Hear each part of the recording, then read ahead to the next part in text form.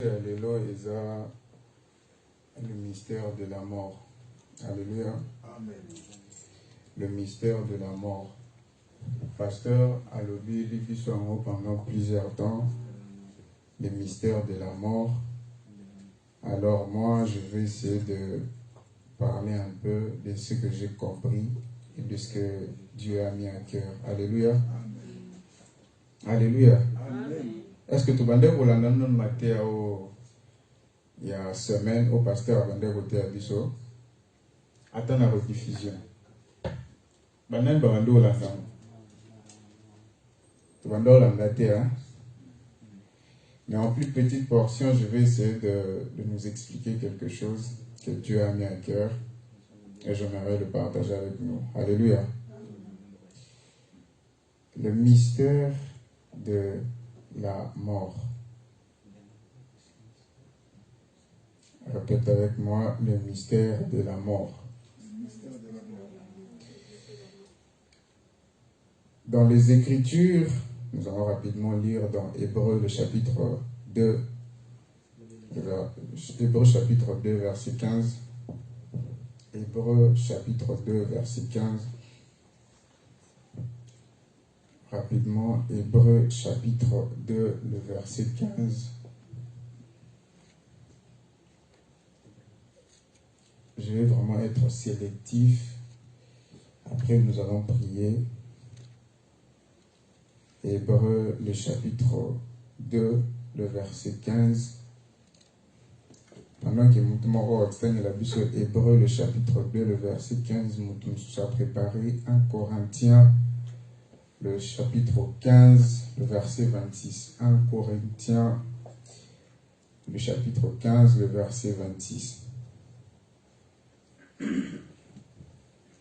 Hébreux chapitre 2, verset 15. Je lis au nom de Jésus. Amen. Et qu'il délivra tous ceux qui, par crainte de la mort, étaient toute leur vie retenus dans la servitude. Parole du Seigneur. Amen. 1 Corinthiens rapidement, je veux que nous puissions lire comme ça, pour décoller directement. 1 Corinthiens chapitre 15, le verset 26. 1 Corinthiens 15, verset 26. Je lis au nom de Jésus. Le dernier ennemi qui sera détruit, c'est la mort. Parole du Seigneur. Amen. Amen. Amen. Nous pouvons nous asseoir. Est-ce que quelqu'un a compris le verset de 1 Corinthiens chapitre 15, le verset 26? Amen. Amen.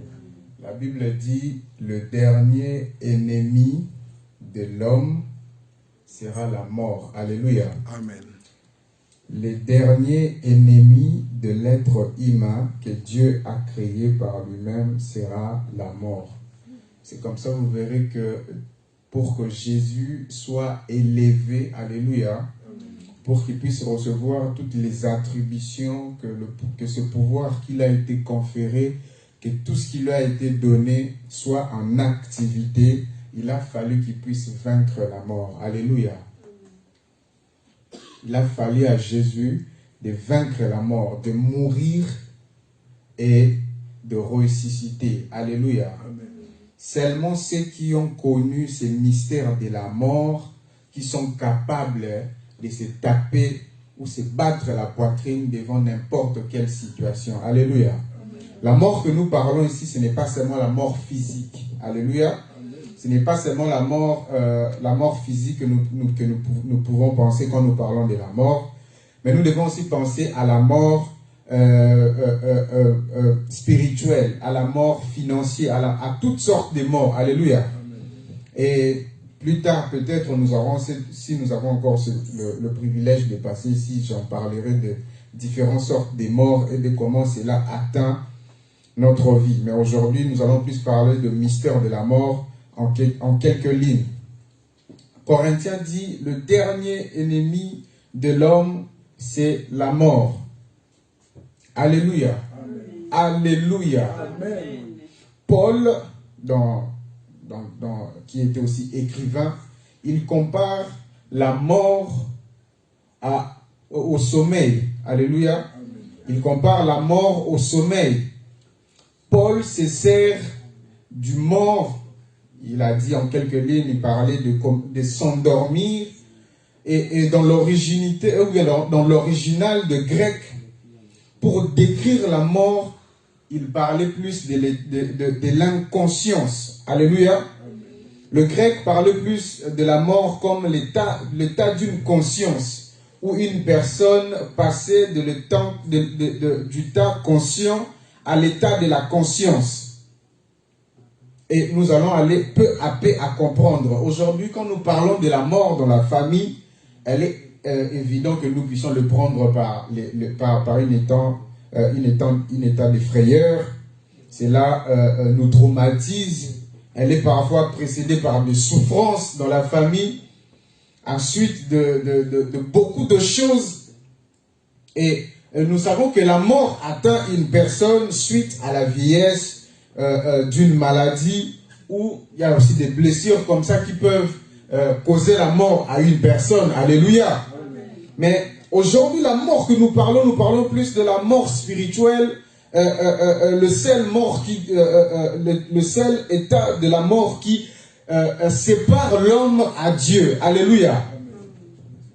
La mort spirituelle n'est qu'une phase qui sépare l'homme à la personne de Dieu. Alléluia.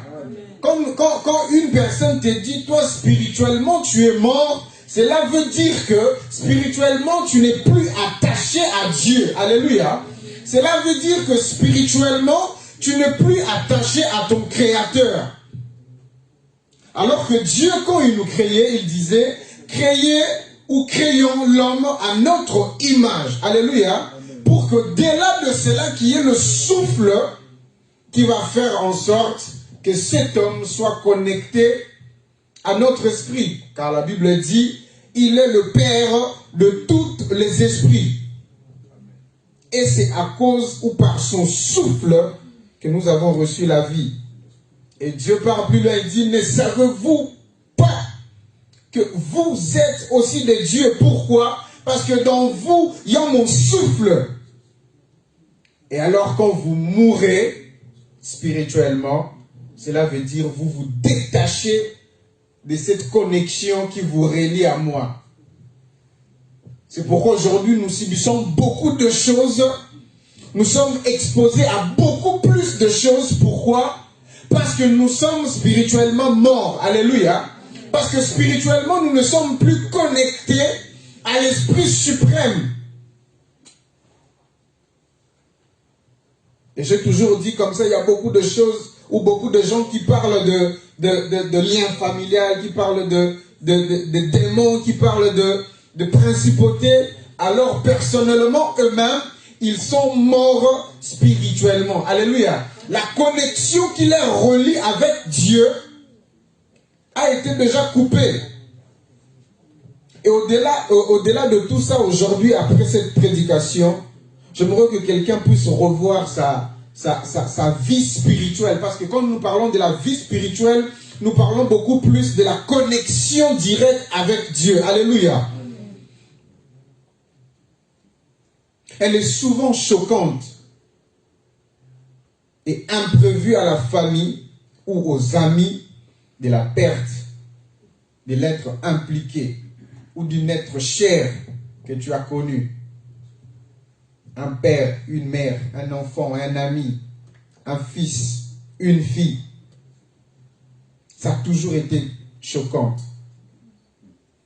Mais les Écritures parlent de la mort comme du dernier ennemi à vaincre. Alléluia. Il y a beaucoup de personnes, comme un écrivain a dit, il y a beaucoup de personnes qui veulent aller au paradis. Il y a beaucoup de personnes qui veulent entrer dans le ciel ou dans le ciel, mais sans pour autant vouloir mourir. Alléluia. Alors que la mort est le dernier ennemi à vaincre pour y aller à l'au-delà. Alléluia. Des fois, quand nous parlons de la mort, il y a beaucoup de personnes qui ont peur. Il y a beaucoup de personnes qui sont effrayées. En attendant la mort, Ils se disent toujours, moi je ne veux pas mourir, moi je ne veux pas mourir, moi je ne veux pas mourir. Mais alors que Corinthiens nous dit, la mort est le dernier ennemi à vaincre. Alléluia. La mort est la dernière ennemie à vaincre. Et de la crainte innée de l'homme, comme on nous a lu cela dans Hébreux le chapitre 2, 15. C'est l'un des plus grands mystères de la vie. Alléluia. L'un des plus grands mystères de la vie que l'homme n'a jamais connu, c'est la mort. Parce que le pasteur peut commencer à nous parler de la mort aujourd'hui, 2 ans, 3 ans, 4 ans, 5 ans. Cela ne va jamais finir. Alléluia. Pourquoi? Parce que la mort est la dernière des choses. La mort est la plus grande, le plus grand mystère de tout le mystère. Parmi les plus grands mystères de la vie se trouve la mort. Les religions en offrant des diverses explications, tant crédibles, tantôt incroyables, leurs explications contredisent souvent entre elles, en ajoutant à la confusion de l'incertitude sur ce qui se passe à la tombe. Chez les Hébreux, ils parlent de l'homme, le corps, l'âme, l'esprit. Et ils parlent du corps fantôme. Alléluia. Ils parlent du corps, de l'esprit, de l'âme. Mais en plus de ça, ils parlent du corps fantôme. C'est pourquoi ici, il y a beaucoup de personnes qui parlent différemment, qui ont beaucoup d'explications, mais qui oublient à l'incertitude de ce qui se passe réellement dans la tombe. Ça, je voulais en parler aujourd'hui, mais si Dieu nous accorde le temps, j'en parlerai. C'est pourquoi vous verrez que beaucoup des occultistes, quand un homme mort qui était élevé dès son vivant à une secte, ou à la magie ou à quelque chose, ils ont souvent tendance à aller faire des incantations aux tombes ou à la tombe du dépouille ou de la personne décédée. Alléluia. Vous verrez des années après des années, ils partent faire des incantations de loges, faire des choses à la tombe de la personne qui était morte.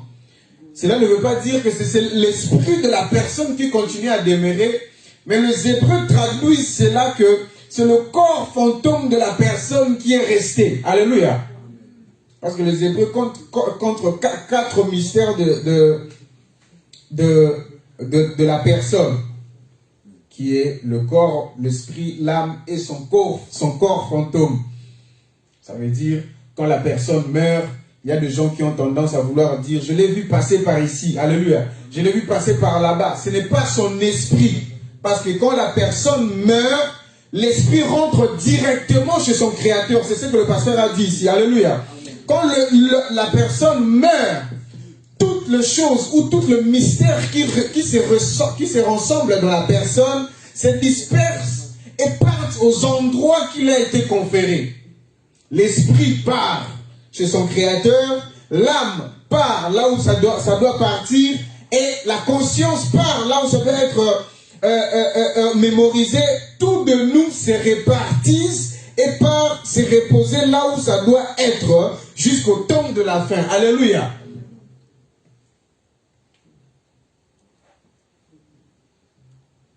Et on croit très souvent qu'après la mort, l'âme et les consciences, l'âme est consciente, se dirige vers un lieu ou une condition de félicité ou de tourment. Le pasteur a dit l'autre jour, il a dit, l'esprit rentre chez Dieu, mais l'âme a un endroit bien précis. Alléluia. C'est comme une box. C'est comme un endroit où il doit aller se mettre jusqu'au temps de la fin.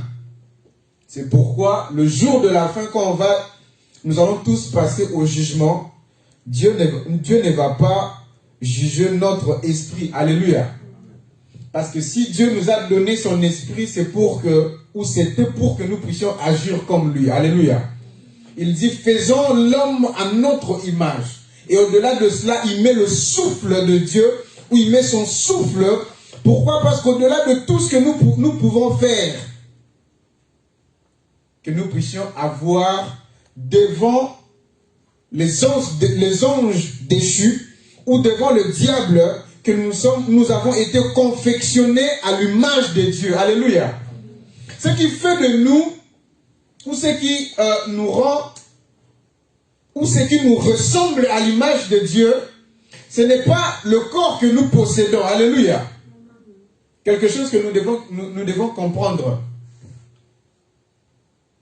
Ce qui fait de nous des êtres ressemblants à Dieu, ce n'est pas à cause du corps que nous avons, ou ce n'est pas à cause du corps que tu as. Ce qui fait en sorte que tu puisses ressembler à Dieu, c'est à cause du souffle de Dieu que tu as. Alléluia. C'est pourquoi nous verrons que la première fois où Jésus est né sur la terre, il y a eu une fête dans les cieux. Alléluia. Pourquoi? Je vais vous expliquer cela. La première fois où les anges, ça c'est une autre prédication. La première fois où les anges ont vu Dieu s'est représenté par lui-même, c'était la première fois où Jésus est né sur la terre. Alléluia. Amen. La Bible dit, il s'est fait chair pour que toi et moi nous puissions être rachetés. Alléluia. Dieu s'est fait chair sur la terre pour que toi et moi nous puissions recevoir la vie et la vie en abondance. On enseigne aussi que lorsqu'on meurt, l'âme est absorbée par une conscience supérieure. D'autres s'entendent à être réincarnés. Alléluia. Dans les temps anciens, beaucoup de nos ancêtres étaient beaucoup plus dans la réincarnation des âmes. Alléluia. Ils croyaient plus à la réincarnation des âmes ou des esprits. La Bible nous parle plus de l'esprit d'une personne qui a déjà travaillé avec Dieu, qui se reposait sur d'autres personnes. Mais nos ancêtres nous parlent plus, ou dans les histoires antiques, nous verrons que les ancêtres en parlent beaucoup plus dans la réincarnation des âmes. Alléluia. Dans l'Égypte ancienne, ils étaient beaucoup plus dans la réincarnation des âmes, comment dirais-je, des pharaons qui ont déjà été dans l'ancien temps, au nouveau temps. Alléluia. Leur magie consistait à réincarner un esprit, ou j'irais beaucoup plus à dire qu'ils pratiquaient beaucoup plus la nécromancie. Alléluia. L'art de convoquer les âmes endormies, comme on dit le grec, les âmes en pleine inconscience, pour les réincarner dans la vie d'une autre personne. Alléluia. C'est pourquoi aujourd'hui nous voyons beaucoup de personnes aller consulter des occultistes. Alléluia. Beaucoup de personnes allaient consulter des féticheurs pour avoir des enfants. Beaucoup de personnes allaient consulter des marabouts pour avoir des enfants. Et est-ce que nous nous avons déjà posé la question d'où viennent ces enfants? Alléluia. D'où viennent ces enfants? Laisse-moi te dire que ces enfants ne viennent tels que, ou se viennent-ils que de ces âmes ou des démons qui cherchent à posséder des corps. Alléluia. Parce que dès aujourd'hui, tu dois comprendre quelque chose, que c'est que le diable et ses anges ou ses démons, enfin, et ses esprits cherchent, ce n'est qu'à occuper des corps. Alléluia. Tout ce qu'ils font, c'est occuper des corps pour exercer une mission. Alléluia. Occuper des corps pour exercer une mission.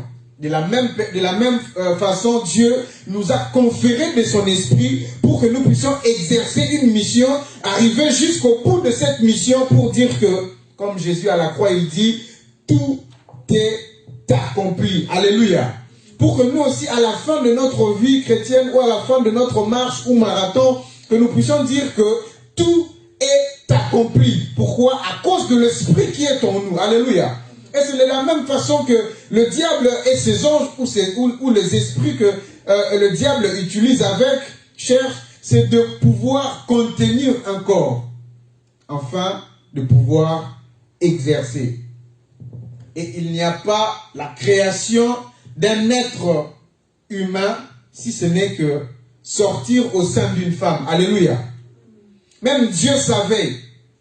Quand Dieu a arrêté il a créé Adam et Ève, quand il a arrêté la création de l'être humain, il a dit, maintenant, je arrête la création, et la seule ou l'unique manière où la création va continuer, ce n'est que quand des personnes, alléluia, vont faire une même chemin. Alléluia. Quand deux personnes, une femme et un homme, vont se dire que maintenant nous voulons faire notre chemin ensemble, c'est par là que la création de Dieu continue. Alléluia. Et le diable connaît cela aussi. Et par cette connaissance, le diable dit, il s'est dit, pour aussi que les esprits qui travaillent avec moi puissent occuper une surface de la terre, qu'est-ce que je dois faire? Je dois aussi, par une mal-intelligence, faire passer mes esprits à la nouvelle naissance. Alléluia.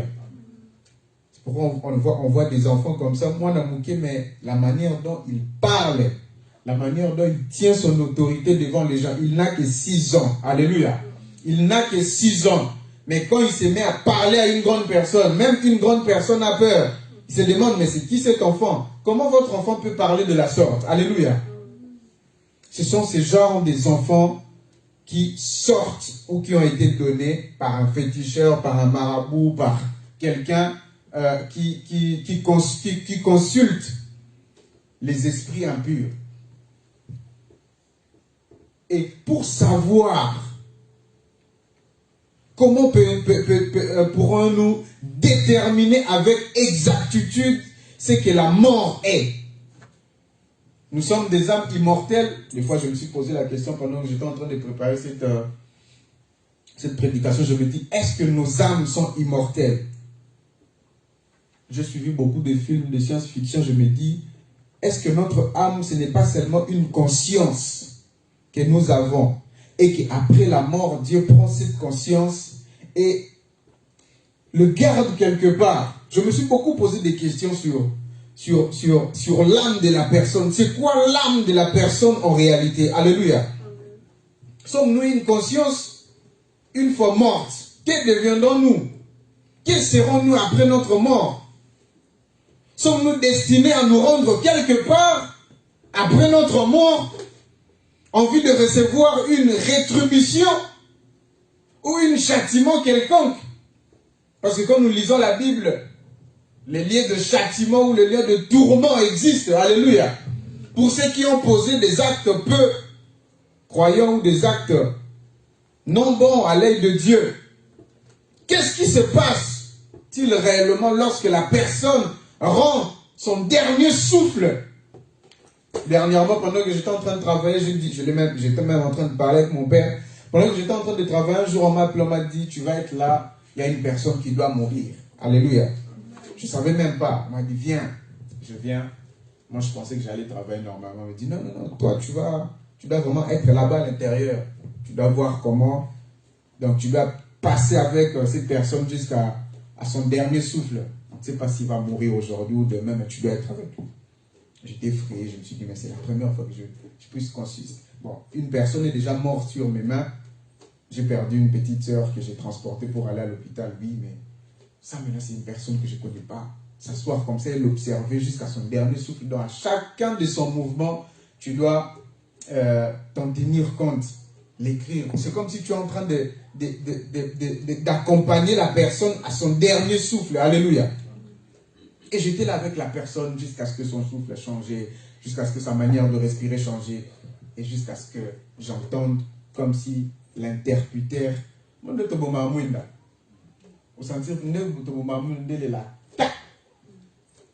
jusqu'à ce que je sente, j'étais là comme ça, je me suis assis, j'étais en train de beaucoup réfléchir, mais comment? Et d'un coup, j'ai senti que, comme une machine, la personne est partie. C'est là où je m'étais certainement compris que non, la personne est morte. Alléluia. Ça a été une expérience très très bizarre d'assister à la mort de la personne que je ne connaissais pas, mais ça m'a ramené à comprendre, alléluia, comment le mystère de comment Dieu est à son grand mystère, comment Dieu fonctionne, comment Dieu, ça me fait grandir de comprendre comment les choses peuvent se passer. Pour le savoir, rapportons-nous à présent au récit de la Bible pour comprendre la mort. Parce que la Bible, on parle beaucoup de la mort, bibliquement, des premiers des êtres humains. Dieu instruit personnellement Adam et Ève, mais il décide, ou Dieu décidèrent de lui désobéir, ou Adam et Ève décidèrent de lui désobéir. Ils laissèrent Satan influencer leur vie pour les pousser à agir à leur propre guise au lieu d'obéir aux instructions divines. Alléluia. La mort spirituelle nous déconnecte de Dieu. Quand tu meurs directement, quand ta vie spirituelle meurt, tu te déconnectes de Dieu. Moi, je vais donner un exemple de moi-même. Ça fait pratiquement 3 ans. Spirituellement, j'étais mort. Alléluia. J'étais mort. Mais vu que mon âme était habituée à prier, vu que ma conscience était habituée à prier, alléluia, vu que personnellement, j'étais habitué à entrer dans certaines dimensions de la prière pour sentir la présence de Dieu, je commençais maintenant à forcer. Alléluia. Je commençais à forcer. Je force la prière, je force à sentir Dieu. Je forçais de toutes mes forces. Mais je ne sentais pas la présence de Dieu. Je ne sentais pas Dieu me parler. Je ne sentais pas Dieu me toucher. Je ne sentais rien du tout. Alléluia. Mais je me disais, j'ai pris de la même façon, j'ai pris de la même manière. Mais pourquoi je ne ressens rien de ce que je ressentais avant? Mais pourquoi? C'est après cela que j'ai compris. Le jour où j'ai compris que spirituellement j'étais mort, c'est le jour où mon intérieur a commencé à être malade. Alléluia. Le jour où j'ai compris que spirituellement je suis mort. Donc tant que je suis là, spirituellement je suis mort. C'est le jour où mon intérieur, où mon âme a commencé à être malade. Alléluia. J'ai commencé à subir des choses. J'ai commencé à passer par des expériences. Il y a des choses qui ont commencé à m'arriver. Et jusqu'au jour où je me suis remise à pied. Le jour où je me suis redonné au Seigneur. Le jour où je me suis dit non, ma vie ne va pas continuer à être dans la mort. Alléluia. Je ne vais pas continuer à être dans le noir. Le jour où je me suis décidé, je me suis dit non. C'est aujourd'hui ou jamais. C'est ce jour où, quand je suis rentré chez moi, je me suis agenouillé, j'ai commencé à prier, j'ai ressenti, après des années, une forte chaleur m'envahir. Alléluia. Et il n'y a aucune personne qui peut revenir dans la vie si cette personne ne se décide-t-elle pas. Alléluia. C'est pourquoi nous on disait, tu ne peux recevoir une délivrance que quand tu acceptes d'être délivré. Alléluia. Donc, on ne peut pas décider sur toi en voulant dire que toi, tu dois être délivré. Même si les grands voyants se disent, toi, tu as besoin d'une délivrance. Mais cette délivrance, tu ne peux la vivre si et seulement si tu n'acceptes pas d'être délivré. Alléluia. La plus grande des étapes de la délivrance commence lorsque tu acceptes toi-même de vouloir être délivré. Alléluia. La foi vient de ce qu'on entend et ce qu'on entend vient de la parole de Dieu, oui. Mais Dieu dit, si vous avez la foi, ne faites que comme un grain de sénévé, alléluia. Même comme un grain de sénévé. Vous pouvez dire à cette montagne, ôte-toi de là, jette-toi dans la mer, et cela va obéir directement. Amen. Alléluia. Amen. Et aujourd'hui, nous devons comprendre que la mort est notre dernier ennemi à affronter. Oui, mais comment vaincre la mort? Mais si avant la mort, tu n'as pas été consciemment enfant de Dieu. Alléluia. Amen. Je vous ai donné le pouvoir de devenir à tous ceux qui l'ont cru, à tous ceux qui l'ont reçu. Je vous ai donné le pouvoir. Alléluia. Amen. Pour qu'enfin, comme 1 Corinthiens nous dit, nous allons croiser notre dernier ennemi, que nous ne puissions pas être dans la peur. Alléluia. Mais que nous puissions dire, nous avons vaincu la mort. Alléluia. Jésus, pendant qu'il mourait, il n'a pas commencé à pleurer pour son âme. Il n'a pas commencé à se battre contre lui-même sur la croix. Mais ses dernières paroles étaient, tout est accompli. Alléluia. Seras-tu capable à tes derniers instants, pendant que tu te sentiras en train de partir, de dire, tout est accompli? Ou seras-tu capable, pendant que tu seras en train de partir, de dire, Seigneur, je te remercie pour cette vie que tu m'as donnée? Seras-tu capable d'être dans la joie pendant que tu meurs? Il y a des gens pendant qu'ils sont en train de mourir, qui se battent. Je ne veux pas mourir, je ne veux pas mourir. Pourquoi? Parce qu'ils en savent quelle vie ils ont eu à vivre. Alléluia. Quelle vie, quelle personne il a été. Il y a beaucoup de gens qui se disent, moi je ne vais pas mourir maintenant. Pas parce qu'il veut vivre, pas parce qu'il veut accomplir des choses, parce qu'il ne sait juste pas là où il ira après sa mort. Alléluia. C'est pourquoi il y a beaucoup de personnes qui craignent la mort, parce que nous ne savons pas où nous irons. Parce qu'il y a une vie, la Bible le dit tel bien, il y a une vie après la mort. Alléluia. Il y a une vie après la mort. Avant la mort, il y a eu une vie. Alléluia. Pendant la vie, il y a la vie. Et après la mort, il y aura une vie. Parce que avant que tu viennes sur ces bas mondes, Dieu le dit tel bien, avant que tu viennes, je te connaissais. Alléluia. Avant que tu sois affecté dans le sein de ta mère, je t'ai connu.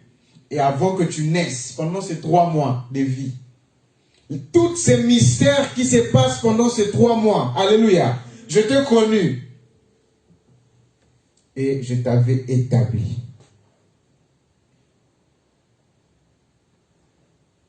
L'Éternel leur fit savoir que du fait qu'il lui avait désobéi, leur vie deviendra de plus en plus difficile. Alléluia. Conformément à un avertissement antérieur, il mourrait certainement. Et il leur dit, là c'est Dieu qui parle, c'est à leur sueur de leur visage que tu mangeras ton pain. Alléluia. Jusqu'à ce que tu retournes dans la terre d'où tu as été tiré. Car tu es poussière et tu retourneras dans la poussière. Genèse chapitre 3, verset 19. Dans la poussière tu as été tiré, dans la poussière tu retourneras. Alléluia. Amen. Ça c'est après que Dieu s'est senti trahi, après que Dieu a vu comment sa propre création les désobéissait.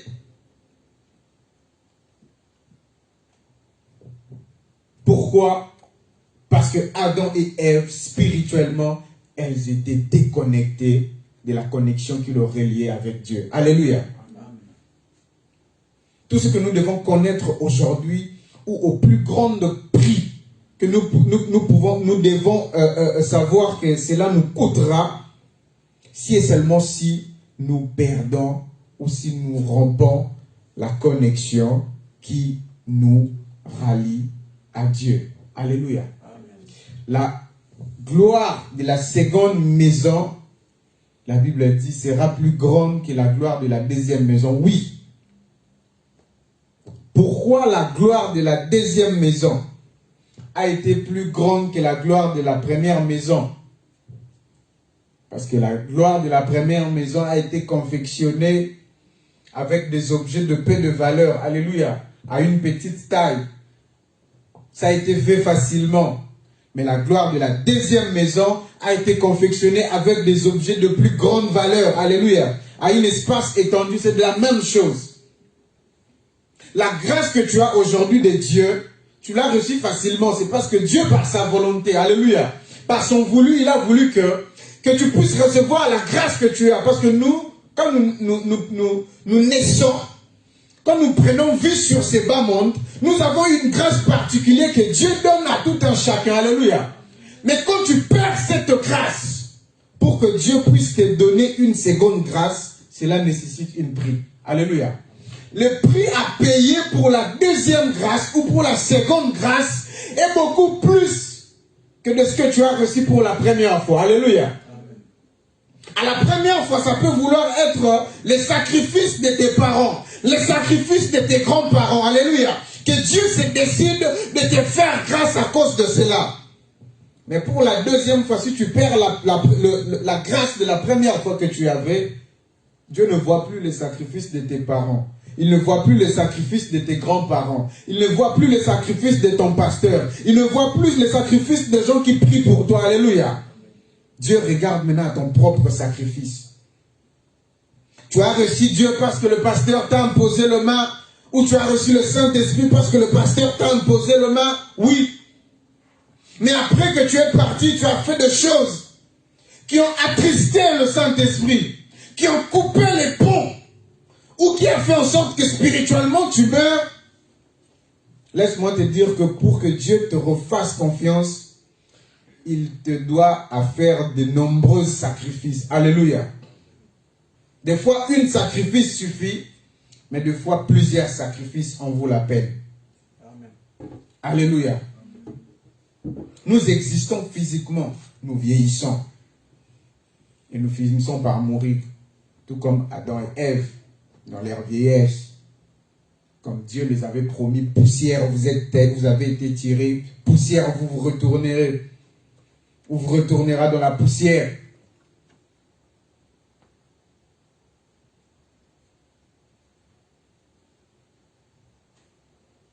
Comment aujourd'hui c'est dire que, au-delà de toutes sortes, tout ce que je peux garder, c'est ma connexion. Alléluia. C'est la vie spirituelle avec Dieu. C'est ma vie. Quand nous parlons de la vie chrétienne, nous ne parlons pas de la vie physique que nous vivons pour partir à l'église. Alléluia. Non. Quand nous parlons de la vie chrétienne, nous ne parlons pas de la vie que nous avons qui fait en sorte que les gens se disent que toi tu es chrétien. Non. Quand nous parlons de la vie chrétienne, nous parlons de l'intimité que nous avons avec Dieu. Alléluia. Et quand nous parlons de l'intimité, nous parlons de choses que les hommes n'arrivent pas à connaître. Alléluia. Le pasteur, avant que je passe ici, il a parlé de l'intimité. S'il faut que je puisse le dire comme ça. Il a dit, si on pose la question, qui suis-je et ce que j'aime, les gens vont commencer à beaucoup parler de ce qu'ils ont tendance d'entendre et de voir. Alléluia. Mais ce que je suis intérieurement, les gens n'iront pas plus loin à le dire. Il y a beaucoup de gens qui peuvent dire, moi je te connais par rapport aux actes que tu poses, par rapport à ta manière de faire les choses, par rapport à ta façon de parler, par rapport à tes articulations. Mais ton toi intérieurement, il n'y a que Dieu qui le connaît. Alléluia. Parce que Dieu dit, il sonde le cœur et le rein. Alléluia. Aucun d'entre nous a le pouvoir de sonder le cœur d'une personne. Même si c'est ton propre fils, même si c'est ton propre père, même si c'est ta propre mère, même si c'est ton meilleur ami. Alléluia. Tu ne peux pas sonder son cœur pour connaître ce qui se passe réellement dans son cœur si ce n'est pas Dieu. Alléluia. Et alors, quand quelqu'un parle de la vie chrétienne ou de la vie spirituelle, il parle beaucoup plus de son intimité avec Dieu. Alléluia. Parce que Dieu dit, c'est lui qui veut m'écouter ou c'est lui qui veut me parler. Il n'a que quelque chose à faire. Il ne doit pas aller s'exposer dans la foule, commencer à prier pour que les gens puissent certainement se dire, lui, c'est un homme de Dieu, lui, c'est un chrétien. Non. Ce qu'il doit faire, il doit entrer dans la chambre, là, il est seul, s'enfermer dans la chambre et me parler en réellement. Alléluia. C'est pourquoi dans la Bible, nous verrons, il y a des gens qui avaient de lieux saints et des lieux très saints. Alléluia. Il y avait des gens qui avaient des lieux comme Daniel. Il avait une chambre et à lui, à chaque fois, il voulait parler à Dieu. Il s'est retiré de la foule pour entrer et parler à Dieu. Alléluia. La vie spirituelle ou la vie chrétienne, c'est quand tu donnes à Dieu l'importance de lui dire, je veux une intimité avec toi. Alléluia. C'est ça la vie spirituelle. On ne parle pas du mariage ou la vie d'un couple avec quelqu'un ou la vie une relation amoureuse. On ne le conjugue pas en disant que non, nous sommes amoureux avec 4 personnes. Alléluia. J'en ai jamais vu quand les gens se disent qu'ils sont amoureux ou quand les gens se disent qu'ils s'aiment 2 à 2. Ils sont toujours là dans leur intimité. Alléluia. Et c'est comme ça aussi avec Dieu. Tous ceux qui veulent voir Dieu agir en public doivent d'abord connaître Dieu dans le secret. Alléluia. Tu dois d'abord connaître Dieu dans l'intimité. Et quand nous parlons de l'intimité, nous voyons la vie que tu as ou tu mènes avec Dieu. Pas la vie que les gens connaissent. Pas le toi que les gens connaissent. L'extérieur de ta personne. L'enveloppe que tu embellis du jour au lendemain. Mais de ta propre personne.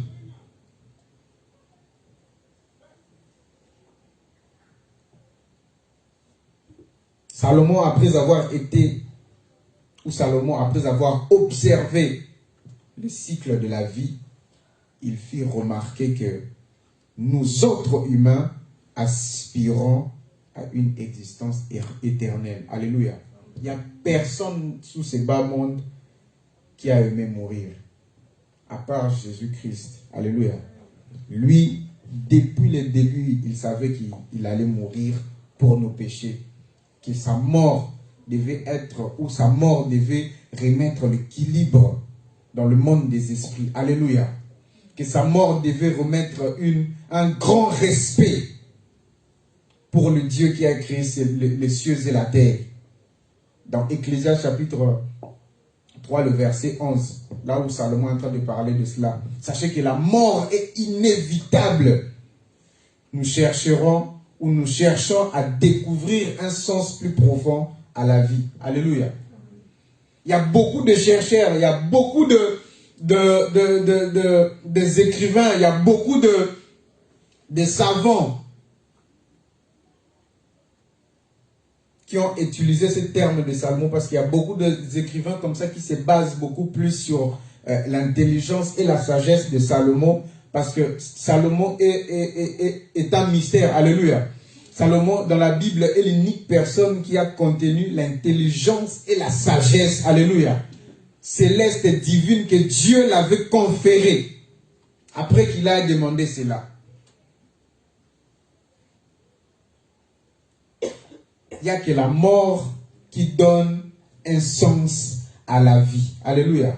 La vie que nous menons aujourd'hui, c'est disons chrétiens, c'est disons les gens, c'est disons que nous sommes des croyants, que nous sommes pas seulement des croyants, mais des croyants pratiquants, que nous avons la vie qui nous a été donnée par Dieu, que nous sommes des consulteurs de Dieu, que nous prions du jour au lendemain.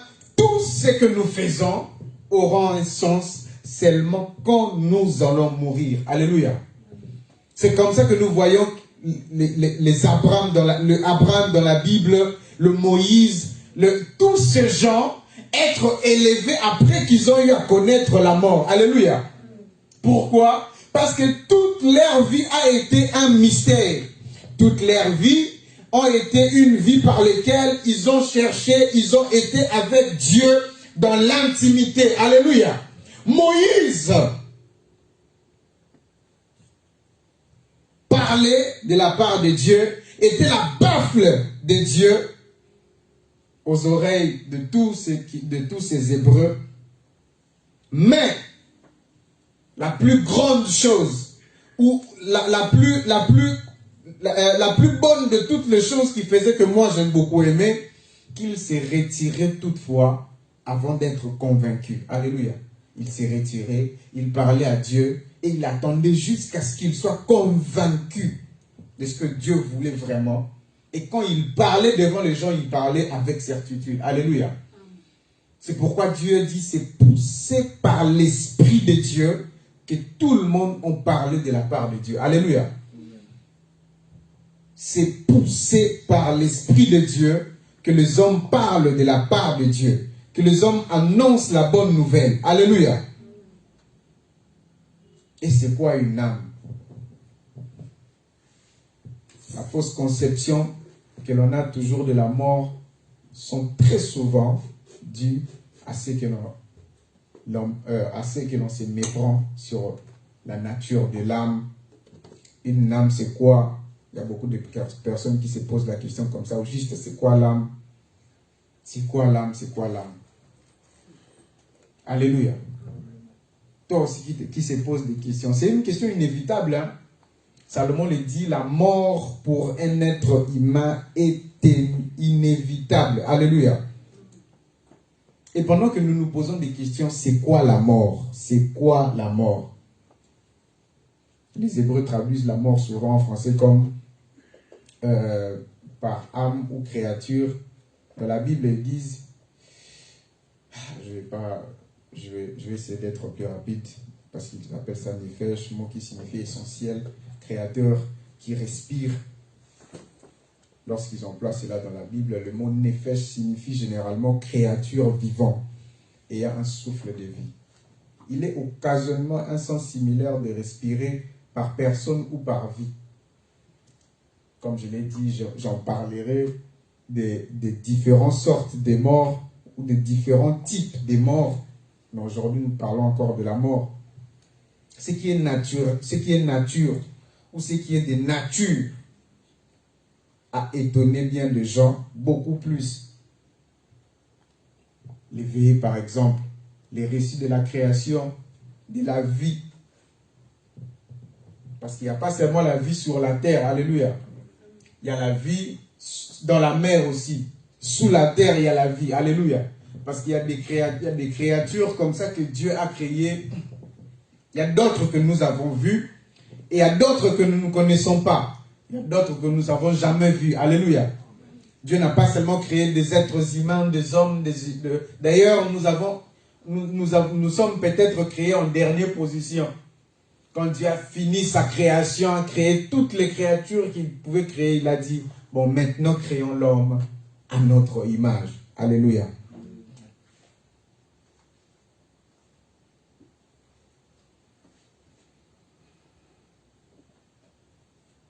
Créons l'autre ou l'homme dans notre image. Genèse chapitre 2, le verset 7, où la mort traduit dans ces versets est à nouveau le mot hébreu nefesh. Certains traduisent dans la Bible, déclarent que l'homme devient un être vivant ou une personne vivante après sa mort. C'est là où nous nous reconnaissons que réellement cette personne était une personne vivante. Alléluia. C'est comme ça que nous disons aujourd'hui, si nous pouvons encore citer le nom de Moïse, le Dieu d'Abraham, le Dieu d'Isaac, le Dieu de Jacob, c'est parce que après où la mort pourrait être quelque chose qui devait déterminer que réellement ces gens étaient des personnes vivantes. Alléluia. Réellement, ces personnes devaient être des personnes vivantes ou ils ont été des personnes vivantes. Qu'est-ce qui fait en sorte que tu puisses être une personne vivante? Ce n'est pas à cause du souffle que tu as, mais c'est à cause de ce que tu détiens en toi. Alléluia. Alléluia.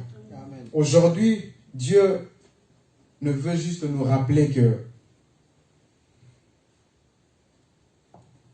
au-delà de tout ce que nous sommes, nous devons savoir que notre vie en fait partie.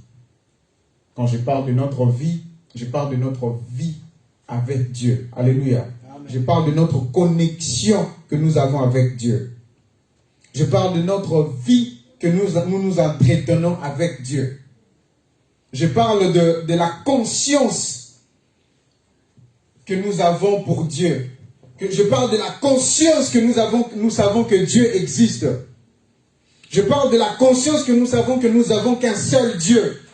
Le Dieu qui a créé les cieux et la terre. Le seul Dieu que tout genou fléchit. Le seul Dieu que quand nous citons son nom, l'univers se met à trembler. Le seul Dieu que tout l'univers connaît. Au-delà de toute créature, au-delà de toute création, au-delà de toute humanité, au-delà de tout l'univers, il n'y a que ce Dieu qui existe. Je m'étais dit, je serai un peu court, je vais directement chuter par 2-3 lignes en disant, en résumé, dans tous les chapitres que nous venons de lire, dans ces chapitres, nous avons examiné, ou j'ai examiné personnellement pendant que j'étais en train de lire ces chapitres, le mystère de la mort. La bonne nouvelle, c'est qu'il n'est pas nécessaire que ce soit un mystère. Le passage de la Bible que nous avons lu nous indique clairement que l'être humain est l'âme mortelle. Alléluia. Parce que nous naissons, nous grandissons et après nous mourrons. Alléluia. Tout cela est un mystère qui est renfermé dans l'être humain pendant son passage dans la vie ou pendant son passage sous la terre.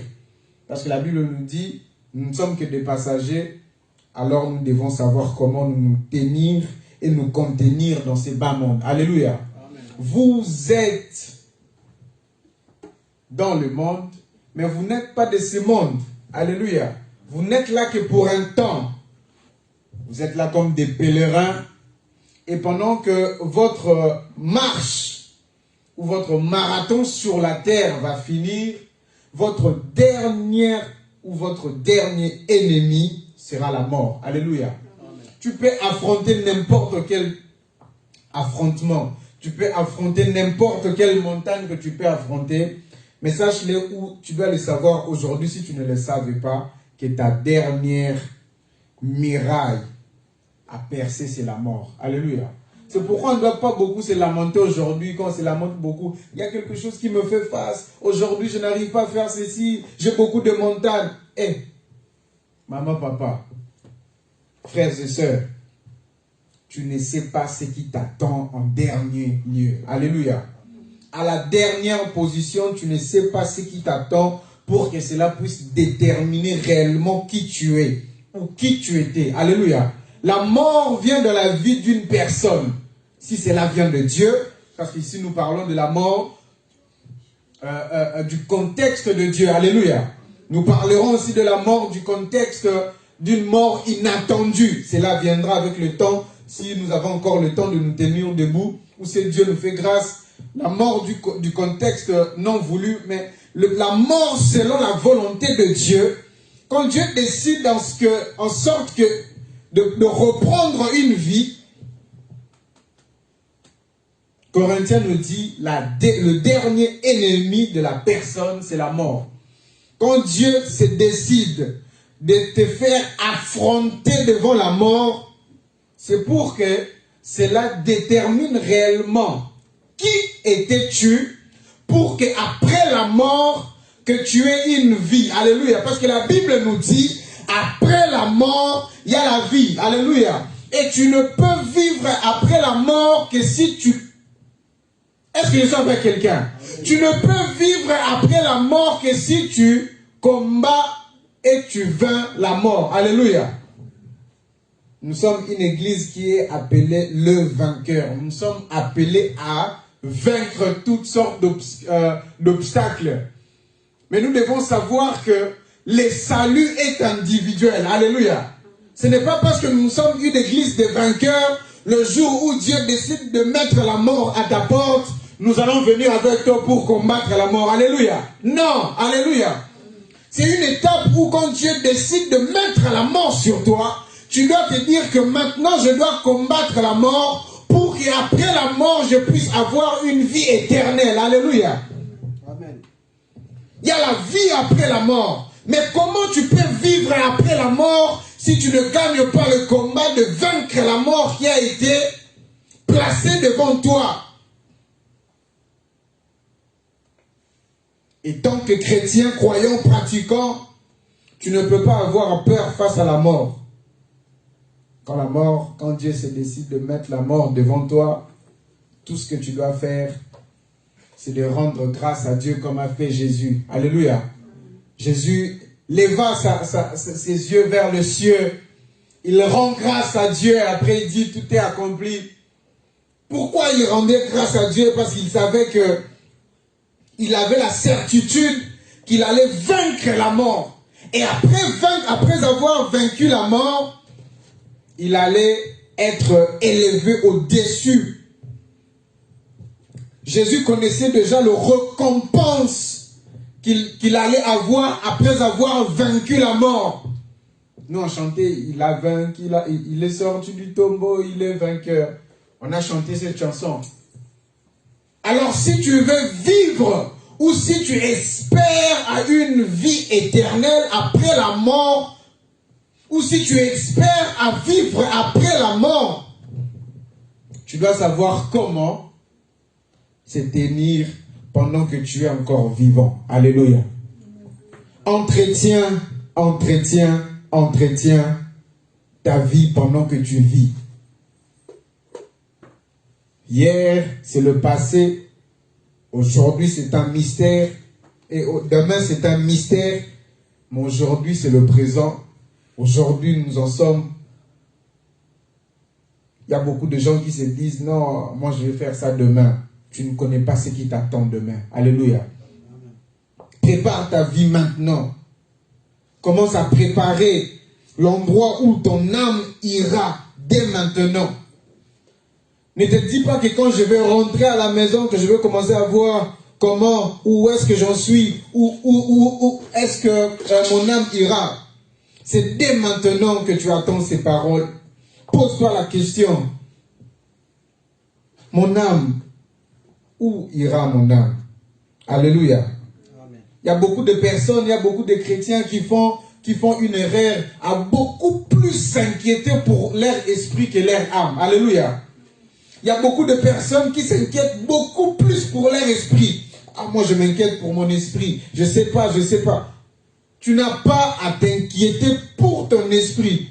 Parce que quand tu meurs, l'esprit rentre à son créateur. Alléluia. L'esprit d'un coup rentre à son créateur. Ça veut dire il retourne chez Dieu. Là où il a été tiré. Et ton corps retournera dans la terre. Là où il a été tiré. Et ton âme ira quelque part pour patienter jusqu'au temps de la fin. Alléluia. Amen. Et à l'unique chose que nous devons beaucoup nous inquiéter, tant que personnes qui ont encore le sang et l'eau qui coulent dans ce corps, ou pendant que nous avons encore cette facilité de pouvoir vivre, que Dieu nous facilite, nous devons beaucoup nous inquiéter pour notre âme. Alléluia. Amen. Où ira mon âme? Que dois-je faire pour que mon âme, au temps de la fin, puisse avoir la paix? Que dois-je faire pour que mon âme ne soit pas dans un lieu où il sera tourmenté? L'homme riche, il dit, va et dis à mes frères, ou dis à ma famille, pour que eux aussi de leur tour ne puissent pas venir là où je suis. Alléluia. L'homme de Dieu lui dit, Là-bas, il y a des prophètes, il y a des hommes de Dieu, alléluia. S'il faut qu'ils puissent préparer l'endroit où ira leurs âmes, ils doivent entendre ce que Dieu parle de la bouche de leurs serviteurs, alléluia. Amen. Dieu parle tantôt d'une manière ou d'une autre, le pasteur l'a dit, oui.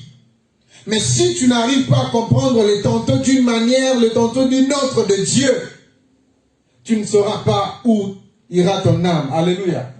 Parce que quand nous parlons ici, il y a beaucoup de gens qui pensent que nous parlons seulement pour des autres personnes. Moi, si j'ai des oreilles, j'écoute pour moi-même. Alléluia.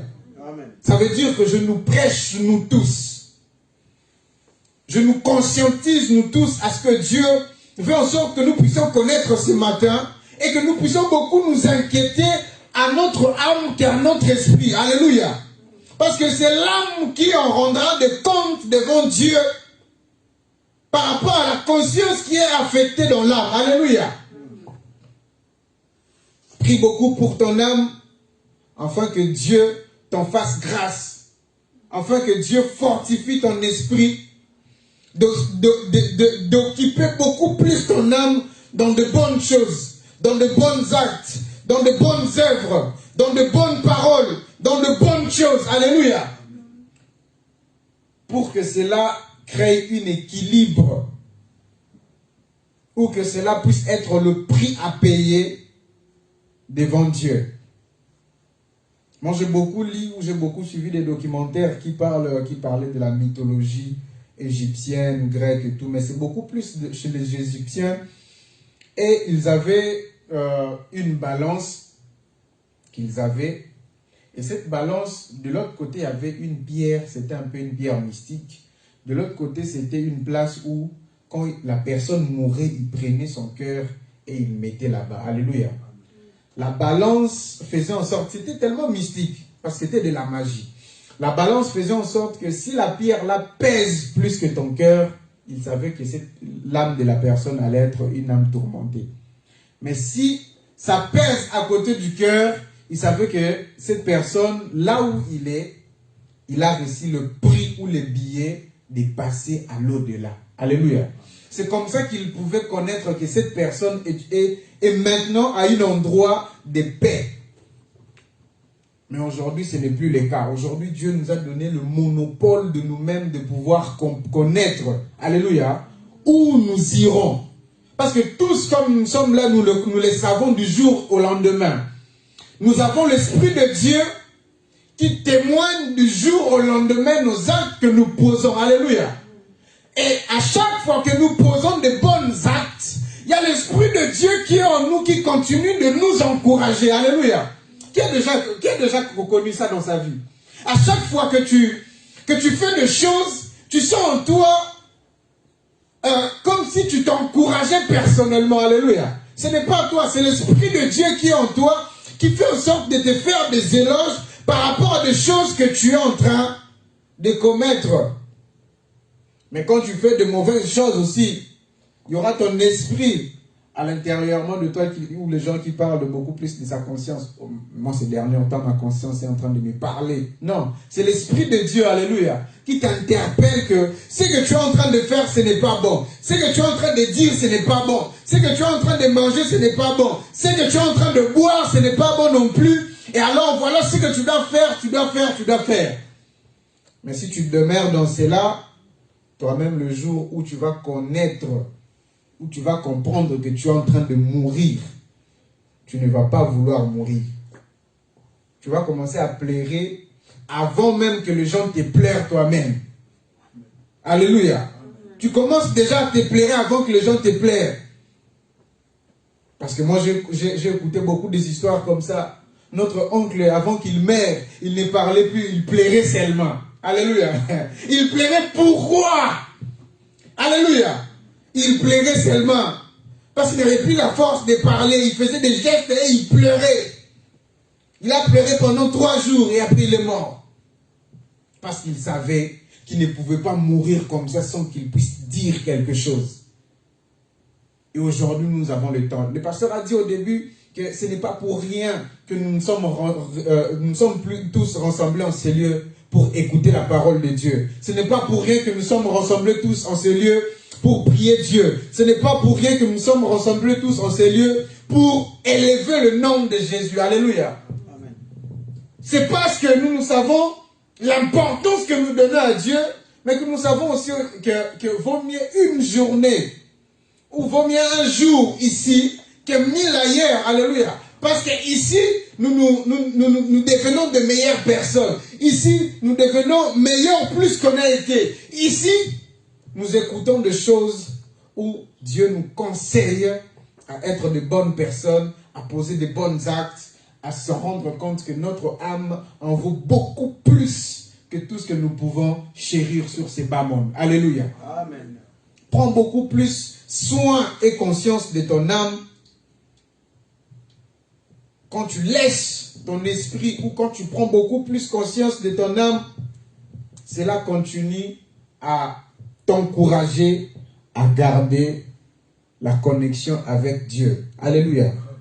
Je vais rester avec Dieu. Je vais continuer à prier mon Dieu. Je vais continuer à avoir une vie d'intimité avec Dieu. Pourquoi? Parce que je veux avoir une vie après la mort. Alléluia. La vie, ce n'est pas ce que nous vivons aujourd'hui. La vie, c'est ce que nous allons vivre demain. Alléluia. Et nous pouvons vivre la vie demain que nous espérons vivre si et seulement aujourd'hui, nous ne savons pas comment conduire notre âme. Alléluia. Moi, ces derniers temps, j'ai l'habitude de dire aux gens, à n'importe qui, quand on me pose cette question, il y a une personne qui me dit, en tout cas, on doit beaucoup prier. Moi, je veux avoir une stabilité. Je lui ai dit, mon frère, tu dois savoir une chose. Sous ces bas mondes, tu n'auras jamais la stabilité. Alléluia.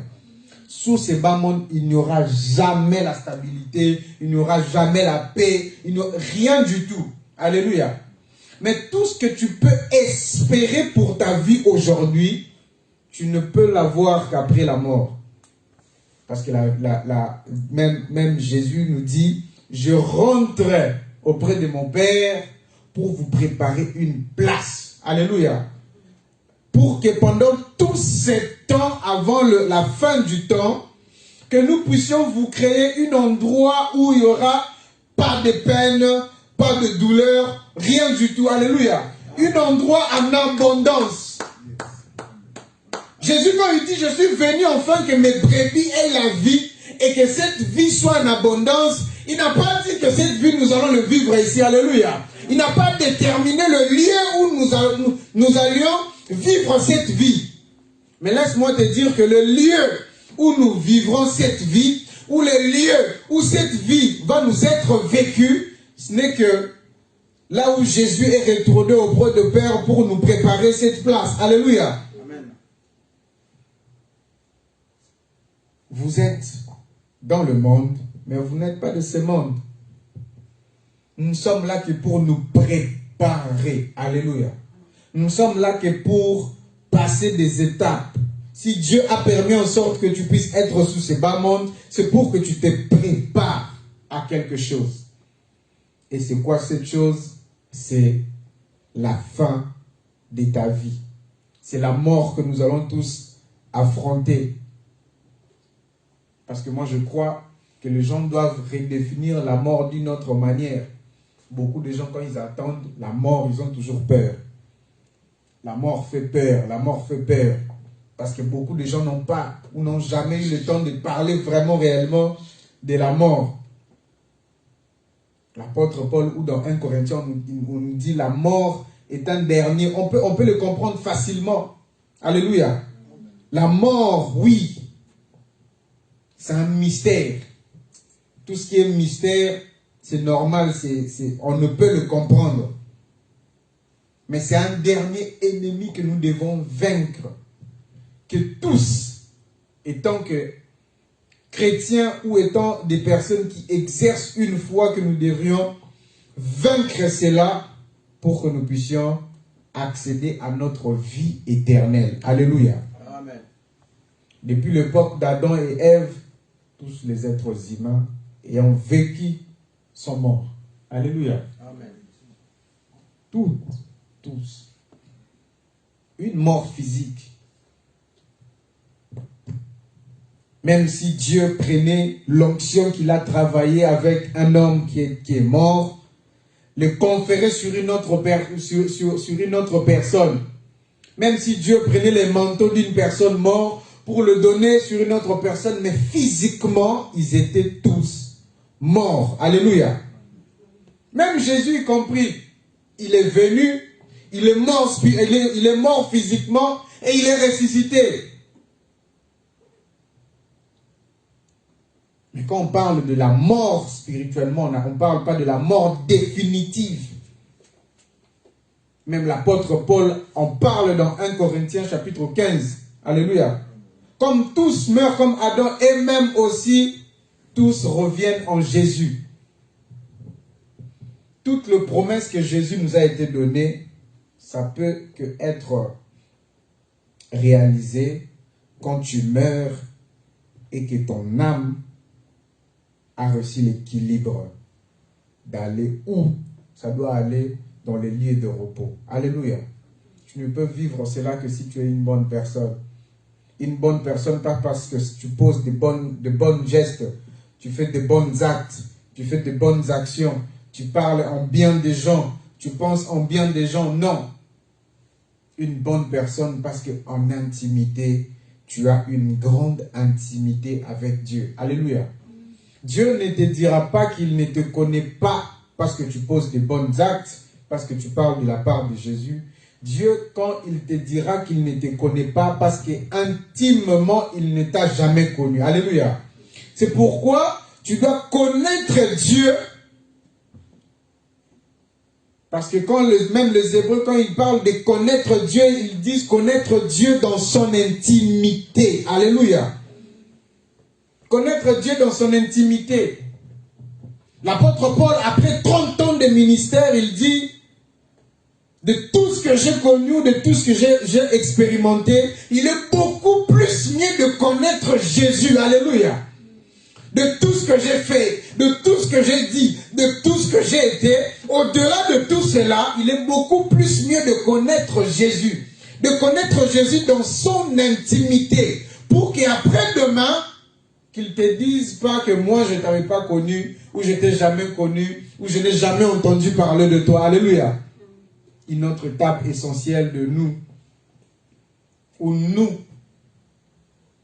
dont nous allons parler dans les chapitres suivants, peut-être si Dieu nous donne le temps de nous parler, nous ramener.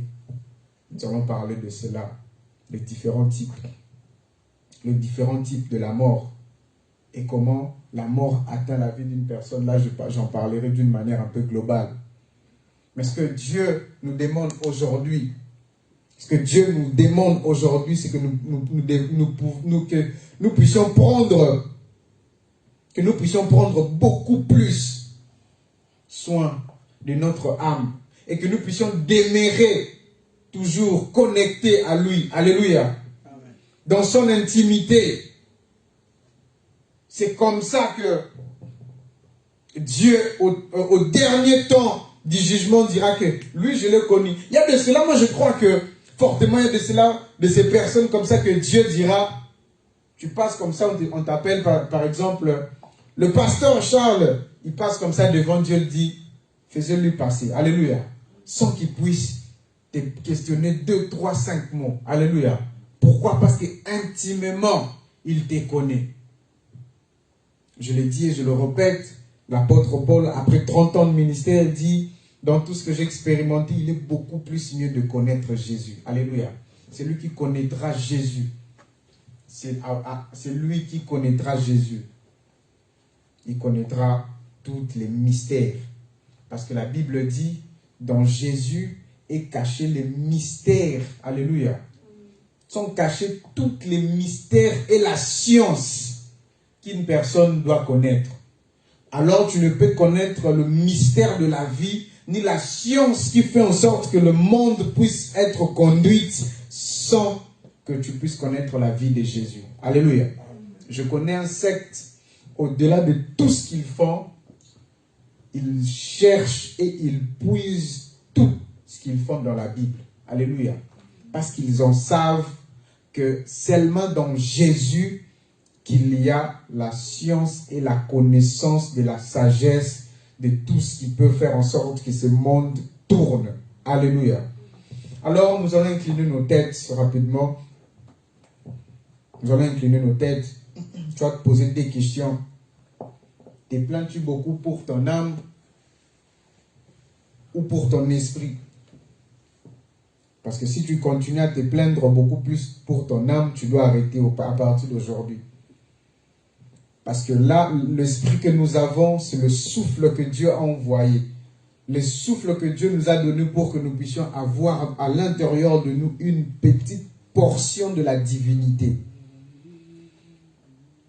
Mais l'âme que nous avons, c'est l'unique chose qui va rendre compte devant Dieu.